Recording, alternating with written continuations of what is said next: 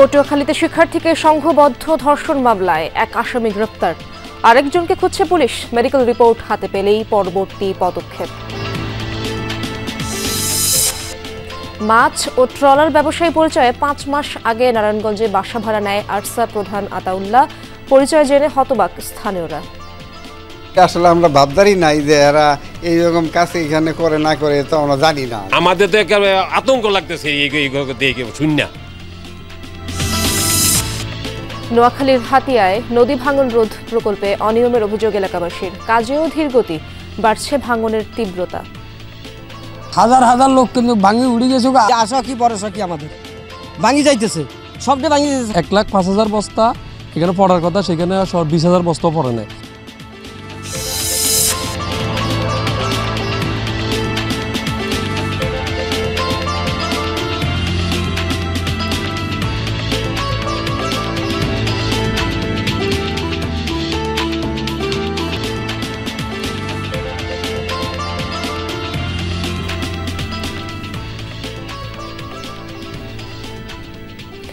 আমন্ত্রণ সংবাদ সারা দেশে, আপনাদের সঙ্গে আছি আমি ইশরাত জাহান। এতক্ষণ শিরোনাম দেখছিলেন, এবার বিস্তারিত খবরাখবর।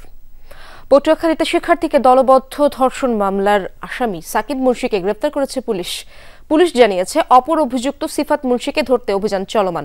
বুধবার সন্ধ্যায় ভুক্তভোগী নিজে বাদী হয়ে মামলা করেন, এরপরই অভিযান চালিয়ে সাকিবকে গ্রেফতার করা হয়। মামলায় বলা হয়, মঙ্গলবার রাতে নিজ বাড়ির পাশে বাবার কবর জিয়ারত করে নানা বাড়ি যাওয়ার পথে সাকিব ও সিফাত ওই শিক্ষার্থীকে একটি বাগানে তুলে নিয়ে নির্যাতন চালায়। ভুক্তভোগী বর্তমানে হাসপাতালে ভর্তি রয়েছেন। তার মেডিকেল রিপোর্ট হাতে পেলেই পরবর্তী আইনি পদক্ষেপ নেওয়া হবে। ভুক্তভোগীর বাবা 19 জুলাই আন্দোলনে রাজধানীতে পুলিশের গুলিতে আহত হয়ে চিকিৎসাধীন অবস্থায় মারা যান।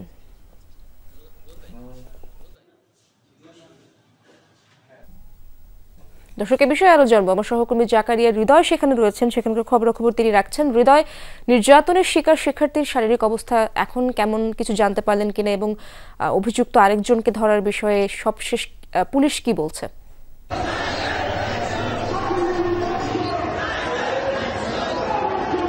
না ইশরাত, গতকাল রাত থেকে মেডিকেল কলেজে যে ভিকটিম যিনি ভর্তি আছেন পরীক্ষা করার জন্য, তার সাথে মিডিয়া কর্মীদের আসলে কথা বলার কোনো সুযোগ এখানকার প্রশাসন যারা আছে, পুলিশ প্রশাসন এবং সাথে সাথে মেডিকেল প্রশাসনে মেডিকেল যে কর্তৃপক্ষ, তারা আসলে কোনো মিডিয়া কর্মীর সাথে তার সাথে যোগাযোগ করার কোনো সুযোগ করে দিচ্ছে না।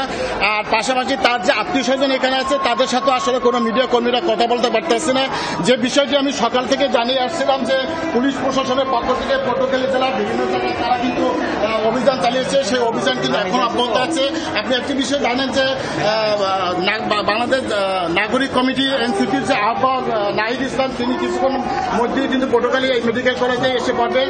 এখানে মেডিকেল কলেজে কিন্তু পুলিশ প্রশাসনের ঊর্ধ্বতন কর্তৃপক্ষ যারা আছেন, তারা কিন্তু এখানে উপস্থিত হয়েছে এবং সকাল থেকে যে পটুয়াখালী জেলা এবং পটুয়াখালী জেলার আশেপাশে যে কয়েকটি জেলা আছে, সেই সকল জেলার পুলিশ প্রশাসনের সাথে কিন্তু তারা যোগাযোগ করছে এবং তথ্য প্রযুক্তির যে সহায়তা, সেটি কিন্তু তারা চলমান রাখছে এবং অব্যাহত আছে। আশা করা হচ্ছে, পুলিশ কিছুক্ষণ আগে আমাকে জানিয়েছেন যে আশা করা যাচ্ছে যে হয়তো বা বিকালের মধ্যে বা রাতের ভিতরে দ্বিতীয় যে আসামি আছে সিফাত, তাকে গ্রেফতার করতে সক্ষম হবে। ধন্যবাদ আপনাকে হৃদয়। সিলেটে বিভিন্ন দাবিতে বন্দরবাজার সড়ক অবরোধ করে বিক্ষোভ করছেন পলিটেকনিক ইনস্টিটিউটের শিক্ষার্থীরা। জুনিয়র ইনস্ট্রাক্টর পদে ক্রাফট ইনস্ট্রাক্টরদের 30% প্রমোশন কোটা বাতিল সহ বিভিন্ন দাবিতে ক্লাস পরীক্ষা বর্জন করে সড়কে নামেন তারা।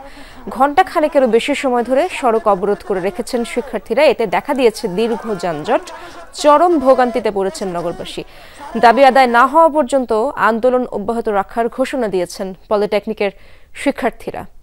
দর্শক, এই বিষয়ে আরো তথ্য জানার চেষ্টা করব। আমার সহকর্মী নাবিল হোসেন সেখানে রয়েছেন। নাবিল, শিক্ষার্থীদের মূল দাবিগুলো সম্পর্কে কিছু জানতে পারলেন কিনা এবং সমস্যা সমাধানে আলোচনার কোনো উদ্যোগ কি দেখছেন কিনা আপনি? ইসরাত, আমরা এই মুহূর্তে আছি সিলেটের জেলা প্রশাসক কার্যালয়ে। আমরা দেখেছি যে এই যে পলিটেকনিক ইনস্টিটিউটের যে শিক্ষার্থীরা যারা আসলে এতক্ষণ প্রায় 2 ঘন্টারও বেশি সময় ধরে সিলেটের বন্দরবাজার সড়কটি অবরোধ করে রেখেছিলেন, তারা এই মুহূর্তে জেলা প্রশাসক কার্যালয়ে এসেছেন সেখানে যারা জেলা প্রশাসকের যিনি প্রতিনিধি আছেন তার সাথে তারা কথা বলেছেন এবং কথা বলে তারা এই মুহূর্তে সড়কের যে অবরোধ সেটি তারা প্রত্যাহার করে তারা 24 ঘন্টার সময় বেঁধে দিয়েছেন যে তাদের যে মূল দাবি অর্থাৎ জুনিয়র ইনস্ট্রাক্টর যে পদ রয়েছে সেই পদে ক্রাফট যে ইনস্ট্রাক্টররা রয়েছেন তাদের যে 30% নিয়োগের কোটা রয়েছে হাইকোর্টের রায়ে সেই কোটা বাতিলের বিষয়ে তারা তাদের যে দাবি সেই দাবির বিষয়ে তারা 24 ঘন্টার আলটিমেটাম দিয়েছেন। জেলা প্রশাসকের প্রতিনিধি যারা ছিলেন তিনি বলেছেন যে তাদের যে দাবি তারা এখান থেকে গ্রহণ করেছেন এবং তারা সেটি আসলে উচ্চ মহলে তারা পাঠাবেন এবং তারা আশ্বস্ত করেছেন যে তাদের যে দাবি সেই দাবি দাওয়াগুলো তারা পূরণ করবেন, তারা পূরণের জন্য সহযোগিতা করবেন। সেই আসলে আশ্বাসের প্রেক্ষিতেই আমরা দেখছি যে পলিটেকনিক ইনস্টিটিউটের শিক্ষার্থীরা তারা এই মুহূর্তে জেলা প্রশাসক কার্যালয়ের যে ফটকটি রয়েছে সেই ফটকের সামনের যে সড়ক সেই সড়কটি ছেড়ে দিয়েছেন। বেশ আসলে অনেক শিক্ষার্থী তারাই মূলত 2 ঘন্টা যাবত এই সড়ক অবস্থান নিয়েছিলেন। বন্দরবাজার সড়কটি সিলেট নগরীর জন্য খুবই গুরুত্বপূর্ণ। একদিকে পুলিশ সুপারের কার্যালয় রয়েছে, জেলা প্রশাসকের কার্যালয় রয়েছে, সিটি কর্পোরেশন রয়েছে, জেলা পরিষদ রয়েছে। এইরকম গুরুত্বপূর্ণ স্থাপনার পাশাপাশি যেহেতু ঈদের সময় আসলে ঈদের যে বাজার কেনাকাটা সেজন্য অনেক সাধারণ মানুষ বন্দরবাজার এসে থাকেন, জিন্দাবাজার এসে থাকেন। সিলেটের প্রবেশ করা বা সিলেট থেকে বের হওয়ার অন্যতম সড়ক হচ্ছে যে জিন্দাবাজার, এই যে বন্দরবাজার। ফলে এই সড়কটি দীর্ঘক্ষণ বন্ধ থাকায় নাগরিকরা ভোগান্তি পড়েছেন। তবে শিক্ষার্থীরা এই মুহূর্তে সড়ক অবরোধ তারা প্রত্যাহার করেছেন। তারা 24 ঘন্টার আলটিমেটাম দিয়েছেন। তাদের দাবি না মানা হলে তারা আরো কঠোর কর্মসূচিতে যাবেন এমনটি তারা জানিয়েছেন। ধন্যবাদ আপনাকে নাবিল। জুলাই আন্দোলনে শহীদ ছাত্রদল নেতা শাহরিক চৌধুরী মানিকের মরদেহ ময়না তদন্তের জন্য কবর উত্তোলন করতে মুন্সিগঞ্জের মীর কাদিমে পৌঁছেছেন পুলিশ সহ জেলা ম্যাজিস্ট্রেট। তবে মরদেহ উত্তোলনে অনাগ্রহী স্বজনরা। সেখানে রয়েছেন আমাদের সহকর্মী আরাফাত রায়হান সাকিব, তার কাছ থেকে সেখানকার খবরাখবর জানবো। সাকিব, আসলে কি কারণে মরদেহ উত্তোলন করতে দিতে অনাগ্রহ দেখাচ্ছেন স্বজনরা, সে ব্যাপারে জানতে পেরেছেন কিনা জানাবেন। ইশরাত, দেখুন আসলে গত বছরের 5 আগস্ট যে ছাত্র জনতার আন্দোলনে কিন্তু রাজপথে নির্মম মৃত্যুর সাক্ষী হয় শাহরিক চৌধুরী মানিক, যে মীর কাদিম পৌর ছাত্র দলের সদস্য সচিব ছিলেন। এবং এই ঘটনায় কিন্তু অক্টোবরে শাহবাগ থানায় একটি মামলা হয়। তবে নিহতের পরিবারের দাবি যে মামলাটি করেছে জনৈক রাজু নামে ব্যক্তি, তার সাথে শাহরিকের কিন্তু কোনো পারিবারিক সম্পর্ক নেই এবং উদ্দেশ্য প্রণীতভাবেই স্বার্থান্বেষণের জন্য সেই মামলাটি করেছে বলেই তাদের দাবি। এবং সেই প্রেক্ষিতেই কিন্তু মূলত আজকে যখন এই ম্যাজিস্ট্রেট এসেছেন শাহরিকের মরদেহ সেই মামলার প্রেক্ষিতে উত্তোলন করার জন্য, তখনই কিন্তু আসলে মূলত বাদ সেধেছে। তার নিহতের পরিবারের দাবি যে আসলে যারা এই মামলাটি করেছেন তাদের সাথে তাদের পরিবারের কোনো যোগ সাজশ নেই। মূলত সেই ব্যক্তিবর্গ ইচ্ছাকৃতভাবে এই মামলাটি করেছেন এবং পরিবারের দাবি যে নিহতের যে পরিবার রয়েছে সেই পরিবারের পক্ষ থেকে যে মামলা হবে সেই মামলার আইনানুগ ব্যবস্থা কিন্তু নিতে হবে। কোনো ব্যক্তি যদি এসে মামলা করে তার মামলার প্রেক্ষিতে একজন জুলাই শহীদের মরদেহ টানা হেচড়া করা হবে, সেটি নিয়ে কিন্তু তারা মূলত প্রতিবাদ জানিয়েছে। এবং জেলা প্রশাসনের যিনি ম্যাজিস্ট্রেট রয়েছেন হামিদুল ইসলাম, তিনি সহ আইন শৃঙ্খলা বাহিনীর সদস্য কিন্তু এখানে উপস্থিত হয়েছে এবং এখানে কিন্তু বিপুল পরিমাণ ছাত্র জনতা যেমন রয়েছে, এলাকাবাসীও রয়েছে এবং শাহরিক চৌধুরী মানিক যে সংগঠন করতেন সেই সংগঠনের নেতাকর্মীরাও কিন্তু রয়েছেন। এবং সকলের যে দাবি এই যে এই হত্যাকাণ্ড চাংখারপুল এলাকায়, সেটি কিন্তু ভিডিও ফুটেজ আছে যেখানে কিন্তু স্পষ্ট দেখা যাচ্ছিলেন যে আসলে গুলিতে শাহরিক চৌধুরী মানিক মারা গিয়েছে এবং তার রক্তাক্ত মরদেহের ফুটেজ কিন্তু বিভিন্ন গণমাধ্যমেও এসেছে। এরপরও কেন আবার ময়না তদন্ত করা হবে এবং কোনো এক ব্যক্তি বিশেষের মামলায় সেটির লাশ উত্তোলন করা হবে, সেটি নিয়ে কিন্তু মূলত এখানে স্বজনরা জানিয়েছেন। এবং এখানে যারা উপস্থিত রয়েছেন তারা বলছেন যে আসলে ময়না তদন্তের জন্য আসলে যে শাহরিক চৌধুরী বাবার যে মামলাটি সেটির জন্য কিন্তু লাশ উত্তোলন করা হতে পারে। তারপরেও যেহেতু ভিডিও ফুটেজ রয়েছে, অন্যান্য প্রমাণিক দলিল রয়েছে, সেক্ষেত্রে লাশ উত্তোলন ছাড়াই তারা বিচারের মূলত দাবি করছে এখানে। ধন্যবাদ আপনাকে সাকিব। ভোলায় বেড়িবাঁধের জিও ব্যাগের কাজ করাকে কেন্দ্র করে 2 গ্রুপের সংঘর্ষে এক ছাত্রদল নেতা নিহতের ঘটনায় 4 জনকে গ্রেপ্তার করেছে পুলিশ। সকালে নিহত ইউনিয়ন ছাত্রদলের সাবেক সাধারণ সম্পাদক মোহাম্মদ রাশেদের ভাই 17 জনের নাম উল্লেখ করে মনপুরা থানার মামলা করেন। এরপর 4 জনকে গ্রেপ্তার করে পুলিশ, সেই সাথে বাকিদের ধরতে অভিযান চলমান রয়েছে। এদিকে সিরাজগঞ্জে ইফতার মাহফিলকে কেন্দ্র করে বিএনপির 2 গ্রুপের সংঘর্ষে ছাত্রদল নেতা কবির হোসেনের মৃত্যুর ঘটনায় এখনো কোনো মামলা হয়নি। 18 মার্চ চৌহালি উপজেলার ইফতার মাহফিলকে কেন্দ্র করে দুই গ্রুপের সংঘর্ষে ৮ জন আহত হন। গুরুতর আহত কবিরকে ঢাকা মেডিকেলে ভর্তি করা হলে চিকিৎসাধীন অবস্থায় মারা যান তিনি। মাছ ও ট্রলার ব্যবসায়ী পরিচয়ে ৫ মাস আগেই নারায়ণগঞ্জের সিদ্ধিরগঞ্জে বাসা ভাড়া নেন আরসা প্রধান আতাউল্লাহ। গ্রেপ্তারের পর তার পরিচয় জেনে রীতিমতো হতবাক ভবনের বাসিন্দা সহ স্থানীয়রা। কেয়ারটেকারের দাবি, ভোটার আইডি কার্ড দিতে নানাভাবে কালক্ষেপণ করছিলেন আতাউল্লাহ। সিদ্ধিরগঞ্জের ভূমিপল্লী আবাসিক এলাকার ৬ নম্বর রোডের ১০তলা ভবন, পরিচিত সমিতি ভবন নামে। এই বাড়ির ৮ তলার একটি ফ্ল্যাটে কয়েক মাস ধরেই বসবাস করছিলেন আরসা প্রধান আতাউল্লাহ আবু আম্মার ওরফে জুনুনি। কিভাবে বাসাটি ভাড়া নিলেন আতাউল্লাহ, পরিচয় বা কি দিয়েছিলেন, এসব প্রশ্নের উত্তর জানতে ঘটনাস্থলে টিম যমুনা। কেয়ারটেকারের দাবি, ২০২৪ সালের নভেম্বরে বাসাটি ভাড়া নেন মিয়ানমারের সশস্ত্র গোষ্ঠী আরসার প্রধান। পরিচয় দেন মাছ ও ট্রলার ব্যবসায়ী।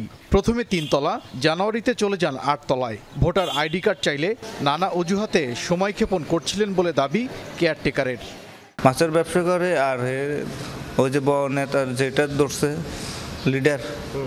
লিডার কাতারে হুজুর আছে লেভেলে, হুজুর এটা আর হে শাসক হয় না কে আর্মির চাকরি করে। কথা হয় পাশের ফ্ল্যাটের বাসিন্দাদের সাথে। তারা জানালেন বাসাটিতে আরও কয়েকজন থাকলেও চেহারা দেখেননি কেউ। তবে মাঝে মধ্যে দেখা মিলত আতাউল্লাহর।